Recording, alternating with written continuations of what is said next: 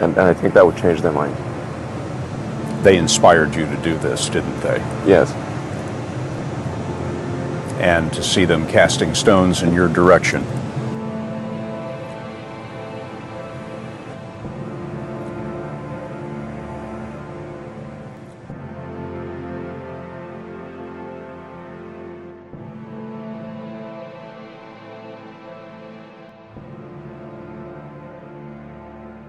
Critics say you can't do this. Your answer to them is, we've done it.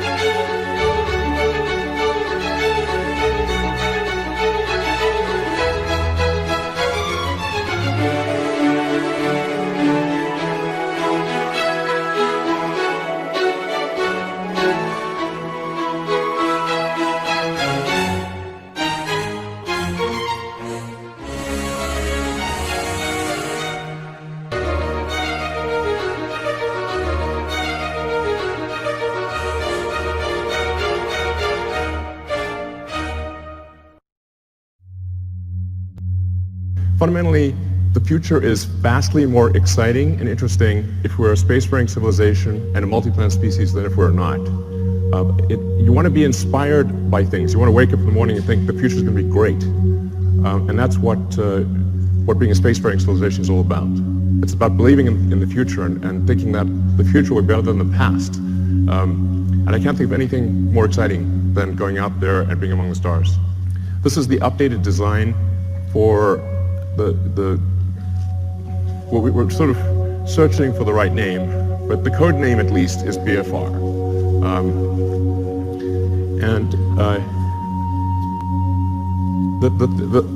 Probably the most important thing that I want to convey in this presentation is that I think we have figured out how to pay for it. This is very important. So, in last year's presentation, we're really searching for what the right way how do we pay for this thing? We went through various ideas, Kickstarter, collecting underpants. These didn't pan out. But now we think we've got a way to do it, which is to have a smaller vehicle, still pretty big, but one that can serve, one that can do everything that's needed in the greater Earth orbit activity. So essentially, we want to make our current vehicles redundant. We want to have one booster and ship that replaces Falcon 9, Falcon Heavy, and Dragon. So if we can do that, then all the resources that are used for Falcon 9, Heavy, and Dragon can be applied to this system. So that's really fundamental. So let's see, what progress have we made in this direction? So last time you saw the giant tank, that's actually a 12-meter tank. And you can see the relative scale of it. It's 1,000 cubic meters of volume inside. That's actually more pressurized volume than an A380, just to put that into perspective. We developed a new carbon fiber matrix that's much stronger and more capable at cryo than anything before. And it holds 1,200 tons of liquid oxygen. So we tested it. So we successfully tested it up to its design pressure. And then went a little further. So we wanted to see where it would break. And we found out where it would break. It shot about 300 feet into the air and landed in the ocean. We fished it out, but we've now got a pretty good sense of what it takes to create a huge carbon fiber tank that can hold cryogenic liquid. That's actually extremely important for making a light spaceship. The next key element is on the engine side. We have to have an extremely efficient engine. So the Raptor engine will be the highest thrust-to-weight engine, we believe, of any engine of any kind ever made. We already have now 1,200 seconds of firing across 42 main engine tests. We fired it for 100 seconds. It could fire for much longer than 100 seconds. That's just the size of the test tanks. And then the duration of the firing you're seeing right now is about 40 seconds, which is the length of the firing for landing on Mars. The test engine currently operates at 200 atmospheres, to 200 bar. The flight engine will be at 250 bar, and then we believe over time we could probably get that to a little over 300 bar. The next key element is propulsive landing.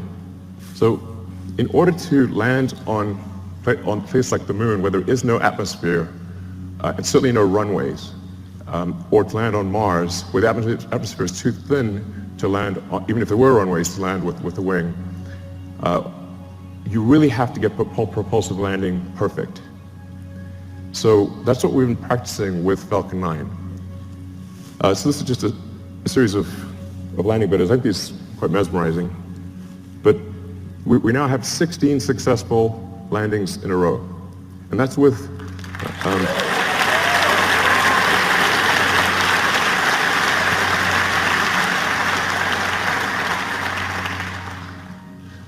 so it's 16 in a row, and that's with really without any redundancy. So Falcon 9 lands on a single engine. The final landing is always done with a single engine, whereas BFR will always have multi-engine out capability. So if you can get to a very high reliability with even a single engine, and then you can land, and then you can land with either of two engines, I think we can get to a landing reliability that is on par with the safest commercial airliners. So you can essentially count on the landing. It's not like you want minimum pucker factor on landing. And it can land with also very high precision. In fact, we believe the precision at this point is good enough for false landing that we do not need legs for the next version.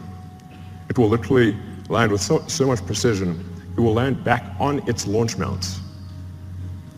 So the launch rate is also is increasing exponentially. Particularly when you take tanking or refilling on orbit into account, and taking the idea of establishing a self-sustaining base on Mars or the Moon or elsewhere, seriously, you need ultimately thousands of ships and tens of thousands of retanking or refilling operations, which means you need many launches per day. You really need to be looking, in terms of how many landings are occurring, you need to be looking at your watch, not your calendar. So while this is quite a high launch rate that we're talking about here, by conventional standards, it's still a very small launch rate compared to what will ultimately be needed. But just for those who are unfamiliar with how many orbital launches occur every year, it's approximately 60 orbital launches occur per year, which means if SpaceX does do something like 30 launches next year, it'll be approximately half of all orbital launches that occur on Earth. The next thing is automated rendezvous and docking. So in order to retank or refill the spaceship in orbit, you have to be able to rendezvous and dock with the spaceship with very high precision and transfer propellant.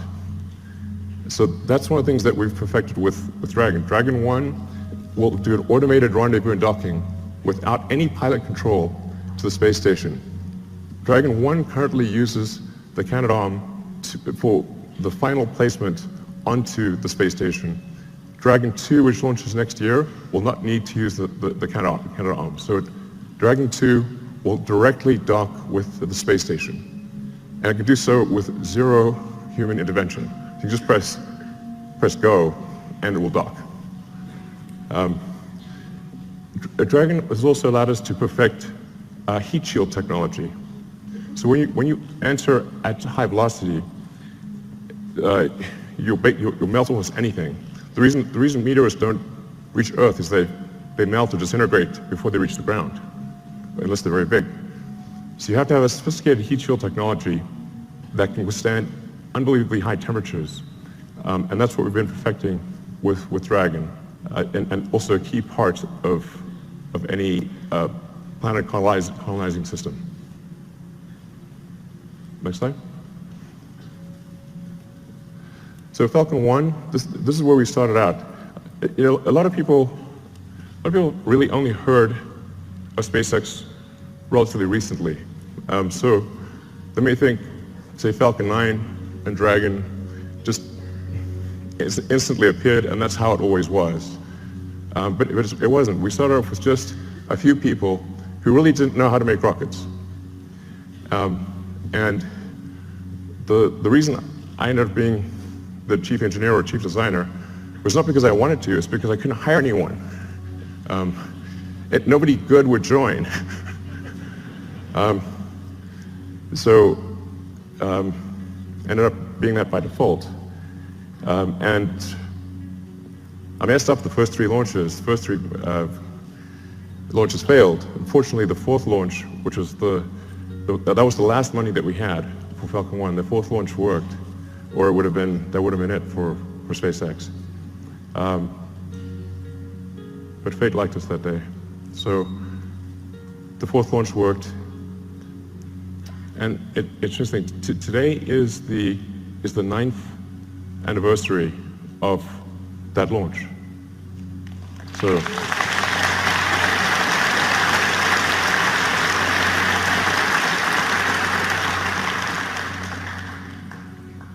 I didn't realize that until I was told that just earlier today, but it's a very emotional day, actually. But Falcon 1 was quite a small rocket. When we're doing Falcon 1, we're really trying to figure out what is the smallest useful payload that we could get to orbit.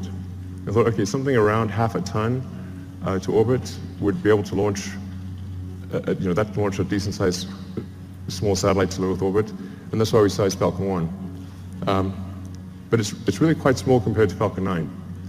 So Falcon 9, particularly when you factor in payload, Falcon 9 is many times more, it's sort of on the order of 30 times more payload than Falcon 1. And Falcon 9 has reuse of the primary booster, which is the most expensive part of the rocket, and hopefully soon reuse of the fairing, the big nose cone at the front. So we think we can probably get to something like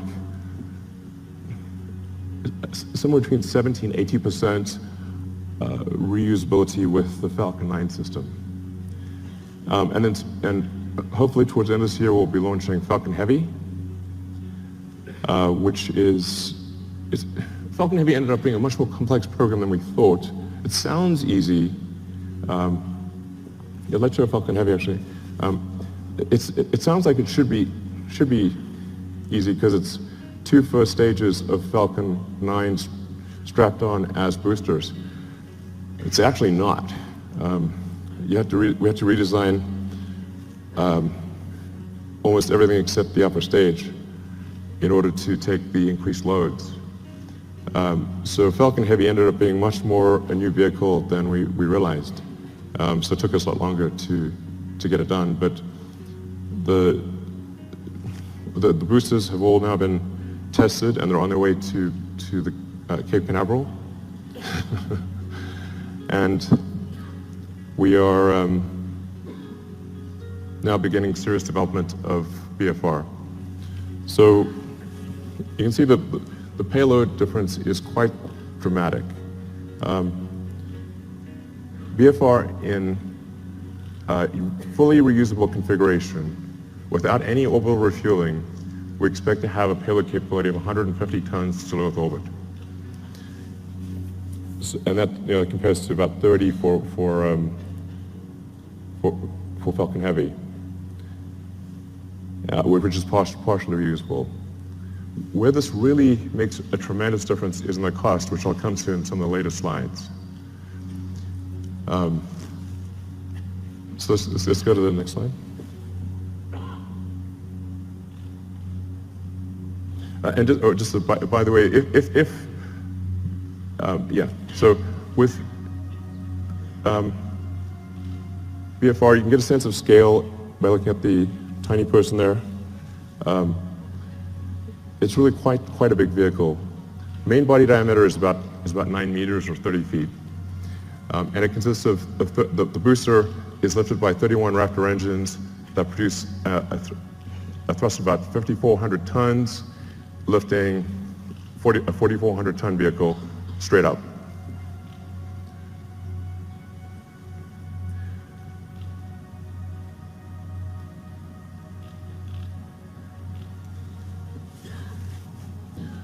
So then, just the basics about the ship: 48-meter length, dry mass we're expecting to be about 85 tons. Or technically, our design says 75 tons, but inevitably there's mass growth. And that ship will contain 1,100 tons of propellant with a design of a ascent design of 150 tons and a return mass of 50. So you can think of this as essentially combining the upper stage of the rocket with Dragon. It's like the Falcon 9 upper stage and Dragon were combined. So as I'll go into each of these items in detail, but you've got the engine section on the rear, the propellant tanks in the middle, and then a large payload bay in the front. And that payload bay is actually 8 stories tall. In fact, you can fit a whole stack of Falcon 1 rockets in the payload bay. Compared to the design I showed last time, you'll see that there is a small delta wing at the back of the rocket. The reason for that is in order to expand the mission envelope of the BFR spaceship. Depending on whether you're landing or you're entering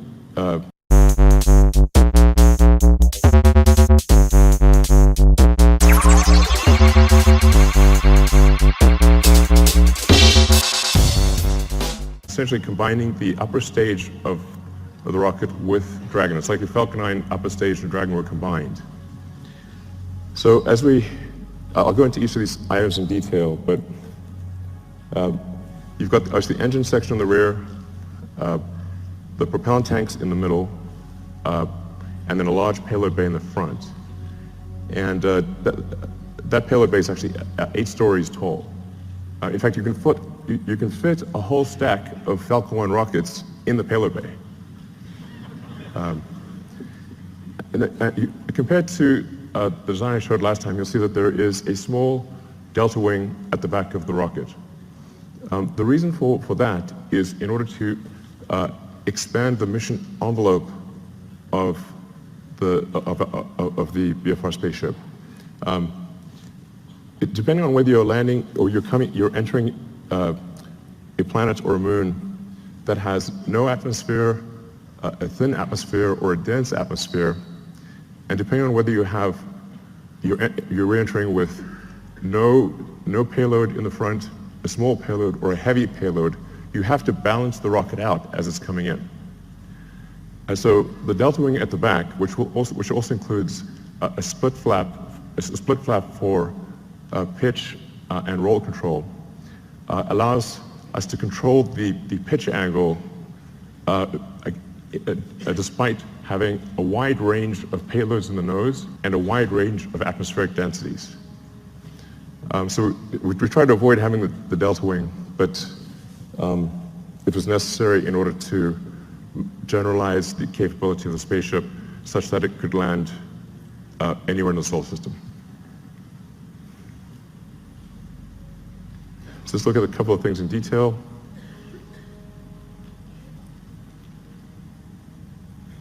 So the cargo area has a pressurized volume of 825 cubic meters. This also is greater than the pressurized area of an A380. So really is capable of carrying a tremendous amount of payload. In a Mars transit configuration, since you'd be taking 3 months in a really good scenario, but maybe as much as 6 months, some number of months, single-digit months, you probably want a cabin, not just a seat. So the Mars transit configuration consists of 40 cabins, and it sort of depends on, you could conceivably have 5 or 6 people per cabin if you really want to cram people in. But I think mostly we would expect to see 2 to 3 people per cabin. And so normally about 100 people per flight to Mars.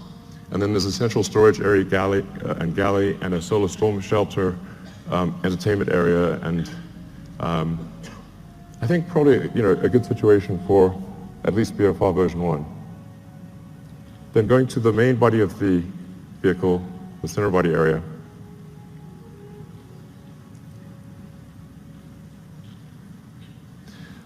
This is where the propellant is located, and this is subcooled methane and oxygen. So as you chill the methane and oxygen below its liquid point, you get a fairly meaningful density increase. You get on the order of 10 to 12% density increase, which makes quite a big difference for the propellant load. So we're expecting it to carry 240 tons of CH4 and 860 tons of oxygen. In the fuel tank are header tanks. So when you come in for a landing, your orientation may change quite significantly, so you can't have the propellant just slushing around all over in the main tanks. You have to have the header tanks that can feed the main engines with precision. So that's what you see immersed in the fuel tank. Then the engine section.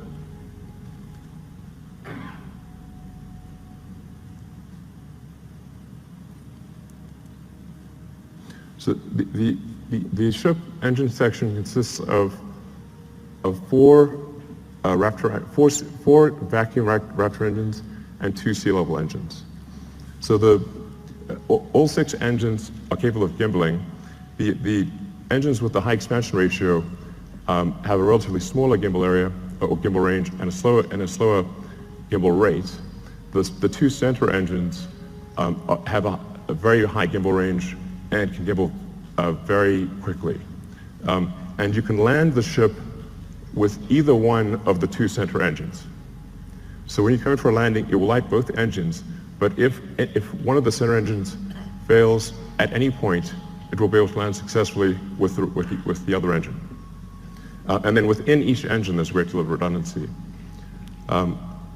So we want the landing risk to be as close to zero as possible. And then some basic stats about the engines. The sea-level engines are about a 330 ISP at sea level. The alpha stage engine is 375. Now, this is version 1. So I think over time, there's potential to increase that specific impulse by 5 to 10 seconds. And as I was mentioning, also increase the chamber pressure by 50 bar or so. And then for refilling, where you just saw the 2 ships would actually mate at the rear section. They would use the same mating interface that they used to connect to the booster on liftoff. So we'd reuse that mating interface and reuse the propellant fill lines that are used when the booster is, when the ship is on the booster. And then to transfer propellant, it becomes very simple. Use control thrusters to accelerate in the direction that you want to empty. So, if you accelerate in this direction, propellant goes that way, and you transfer the propellant very easily into from the tanker to the ship. So going to rocket capability. This gives you sort of a rough sense of rocket capability, starting off at the low end with the Falcon 1 at a half-ton, and then going up to BFR at 150. So I think it's important to note that the BFR has more capability than Saturn V, even with full reusability. But here's the really important fundamental point. Let's look at the launch cost.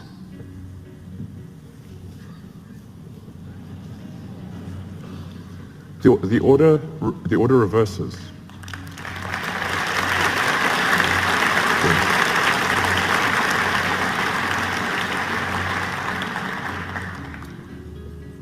Now, at first glance, this may seem ridiculous, but it's not. The same is true of aircraft. If you bought, say, a small single-engine turboprop aircraft, that would be $1.5 to $2 million. To charter a 747 from California to Australia is $500,000, there and back.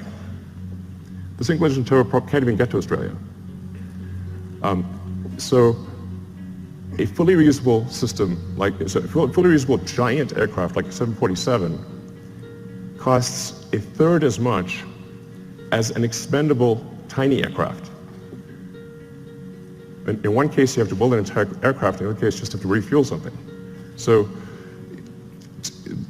it's really crazy that we build these sophisticated rockets and then crash them every time we fly. This is mad. I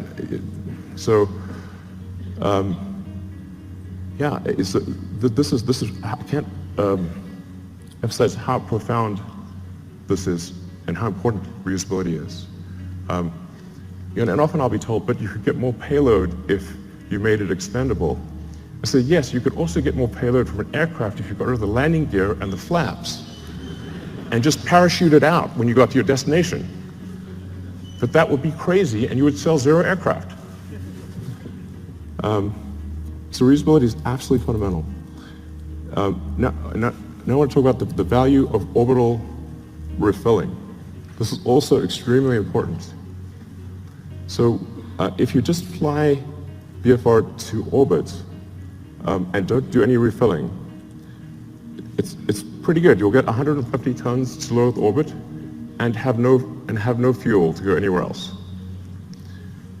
However, if you send up tankers and refill in orbit, you can refill the tanks all the way to the top and get 150 tons all the way to Mars. And if the tanker has high reuse capability, then you're just paying for the cost of propellant. And the cost of oxygen is extremely low, and the cost of methane is extremely low. So if that's all you're dealing with, the cost of refilling your spaceship on orbit is tiny, and you can get 150 tons all the way to Mars. So automated rendezvous and docking and refilling, absolutely fundamental. So then getting back to the question of how do we pay for this system, this was really, I said, quite a profound, I wouldn't call it a breakthrough, but realization that if we can build a system that cannibalizes our own products, makes our own products redundant, then all of the resources, which are quite enormous, that are used for Falcon 9 Heavy and Dragon, can be applied to one system. Some of our customers are conservative, and they want to see BFR fly several times before they're comfortable launching it. So what we plan to do is to build ahead and have a stock of Falcon 9 and Dragon vehicles, so that customers can be comfortable. If they want to use the old rocket, the old spacecraft, they can do that, because we'll have a bunch in stock. But all of our resources will then turn towards building BFR. And we believe that we can do this with the revenue that we receive for launching satellites and for servicing the space station. So going to the satellites portion, the size of this being a 9-meter diameter vehicle is a huge enabler for new satellites. We can actually send something that is almost 9 meters in diameter to orbit. So for example, if you want to do a new Hubble, you could send a mirror that has 10 times the surface area of the current Hubble as a single unit. It doesn't have to unfold or anything. And or you can send a large number of small satellites. You can do whatever you like. You can actually also go around and, if you wanted to collect old satellites or clean up space debris, you can just use the sort of chomper over there and go around and collect satellites or collect space debris if you want. So that may be something we have to do in the future. But that fairing would open up and retract and come back down. So it enables launching of Earth satellites that are significantly larger than anything we've done before, or significantly more satellites at a time than anything that's been done before. It's also intended to be able to service the space station.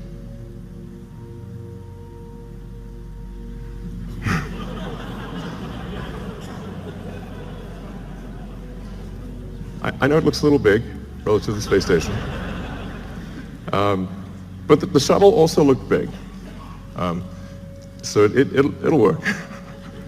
Looks a little outsized, but it'll work. So it'll be capable of doing what Dragon does today in terms of transporting cargo, and what Dragon 2 will do in terms of transporting crew and cargo. So it can do the space station servicing.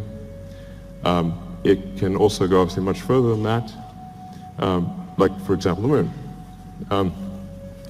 Based on the calculations we've done, we can actually do lunar surface missions with no propellant production on the surface of the moon.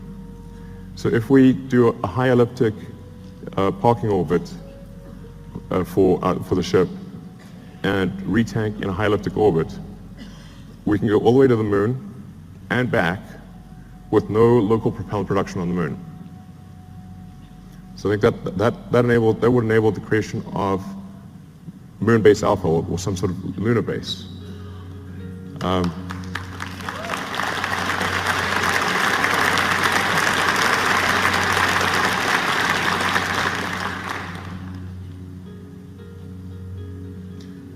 Yeah, it's quite captivating. So you can also see, for example, how do you transfer cargo from the cargo bay down to the ground is a crane. It's not very complicated.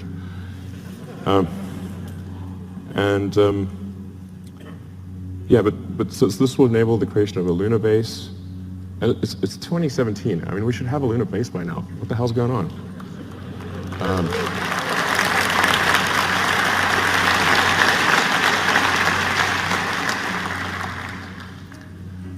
And then, of course, Mars,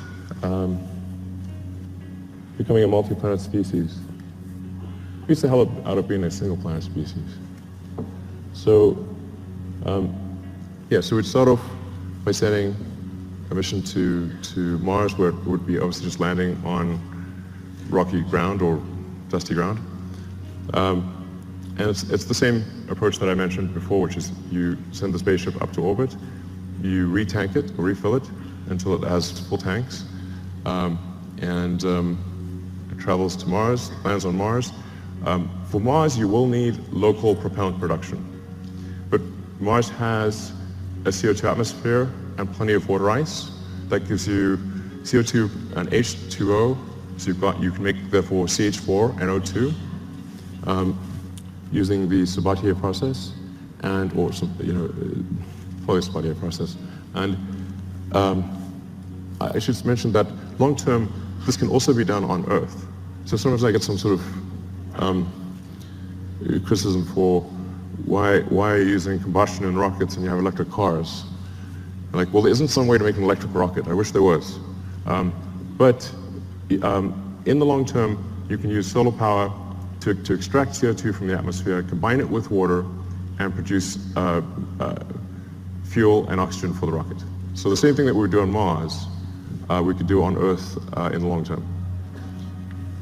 But that's essentially what happens. Similar to the moon, you land on Mars, but the tricky thing with Mars is we do need to build a propellant depot to refill the tanks and return to Earth.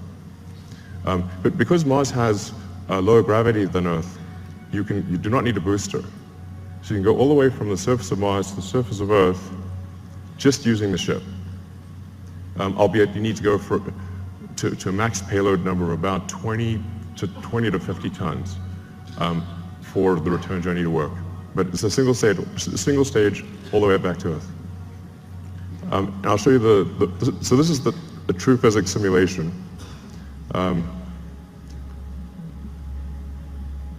This will last about a minute. So you come in, you're entering very quickly, going 7.5 kilometers a second. For Mars, there will be some ablation of the heat shield. So it's just like a sort of brake pad wearing away. It is a multi-use heat shield, but unlike for Earth operations, it's coming in hot enough that you will see some wear of the heat shield. But because Mars has an atmosphere, albeit not a particularly dense one, you can remove almost all the energy aerodynamically. And we've proven out supersonic retropropulsion many times with Falcon 9, so we feel very comfortable about that. This is because it's sort of, you can see it's sort of a mesh system. It's not meant to be sort of particularly pretty because it's just trying to simulate the physics of it. But the size of the cone gives you a rough approximation for how much thrust the engines are producing.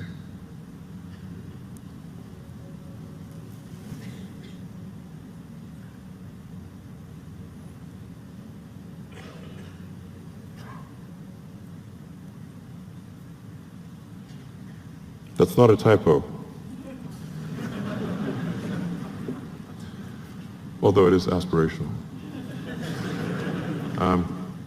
So we've already started building the system. The tooling for the main tanks has been ordered. The facility is being built. We will start construction of the first ship around the second quarter of next year, so in about 6 to 9 months, we should start building the first ship. I feel fairly confident that we can complete the ship and be ready for launch in about 5 years. 5 years seems like a long time to me.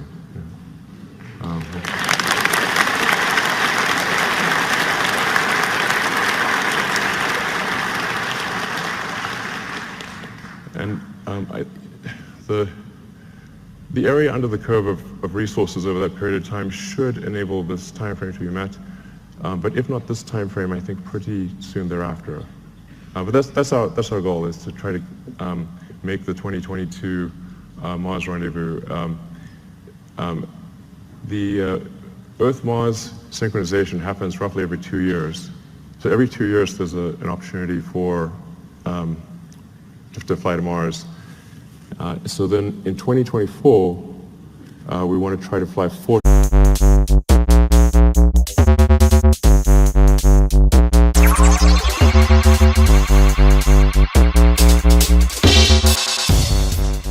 ship. I feel fairly confident that we can complete the ship and be ready for launch in about 5 years. 5 years seems like a long time to me.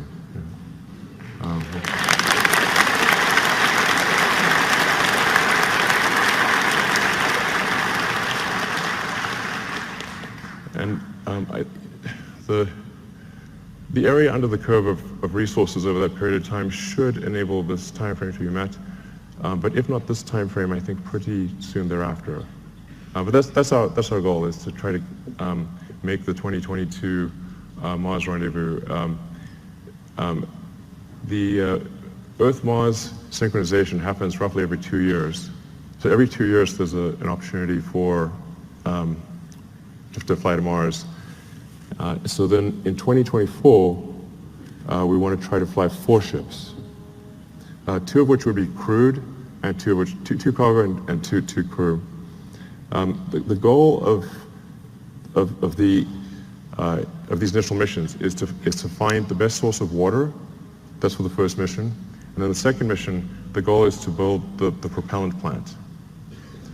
So we should, particularly with 6 ships, there have plenty of landed mass to construct the propellant depot, which will consist of a large array of solar panels, very large array, and then everything necessary to mine and refine water, and then draw the CO2 out of the atmosphere, and then create and store deep cryo CH4 and O2. Then build up the base, starting obviously with one ship, then multiple ships, then start building out the city, then making the city bigger, even bigger.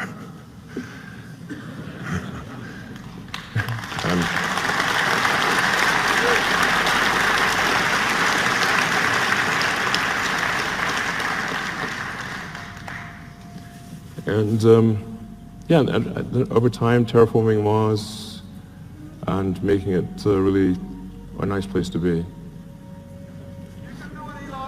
Thanks. Give me a...